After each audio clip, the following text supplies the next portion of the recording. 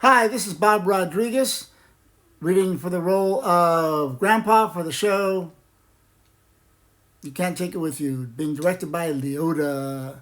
This is the scene that I prepared for you for the audition that I never got to show you. Hope you like it. And action. I'm from the Internal Revenue Department. My name is Henderson. According to our records, Mr. Vanderhoff, you have never paid income tax. That's right. Why not? Don't believe in it. Well, you own property, don't you? Yes, sir. And you receive a yearly income from it? I do. Between $3,000 and $4,000. About that. You've been receiving it for years. I have. Since 1901, if you want the exact date. Well, the government is only concerned with 1914 on. That's when income taxes started. So? So, it seems, Mr. Vanderhoff, that you owe the government about 24 years of back income tax.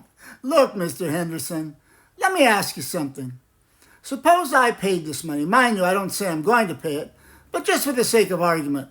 What's the government going to do with it? How do you mean? Well, what do I get for my money? If I go to Macy's and buy something, there it is. I see it. What's the government give me? Well, I think the government gives you everything. It protects you. From what? Well, invasion. Foreigners that might come over here and take everything you've got. Oh, I don't think they're going to do that. If you don't pay your income tax, they would. How do you think the government keeps up the Army and the Navy and all those battleships? Last time we used battleships was the Spanish-American War. And what did we get out of that?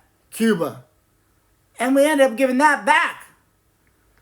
I wouldn't mind paying it if it was for something sensible. Sensible? Well, what about Congress and the Supreme Court and the President? We've got to pay them, don't we? Not with my money, no, sir.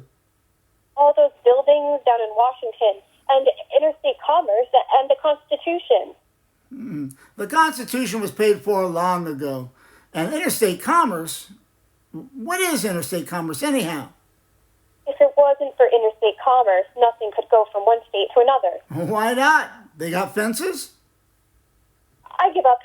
All I can say is you'll be hearing from the United States government. Look out for those snakes. My goodness, he was mad, wasn't he?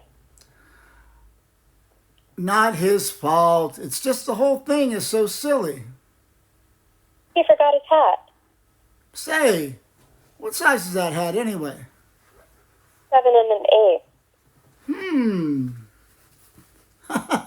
Just right for me. Well, I'm off. Goodbye, everyone. Where are you going at this hour, Mr. Vanderhoff? I've got a date with the policeman on the corner every night, 12:30 every night. How do you like my new hat? It's very nice, Mr. Vanderhoff. Yeah, I like it. The government gave it to me.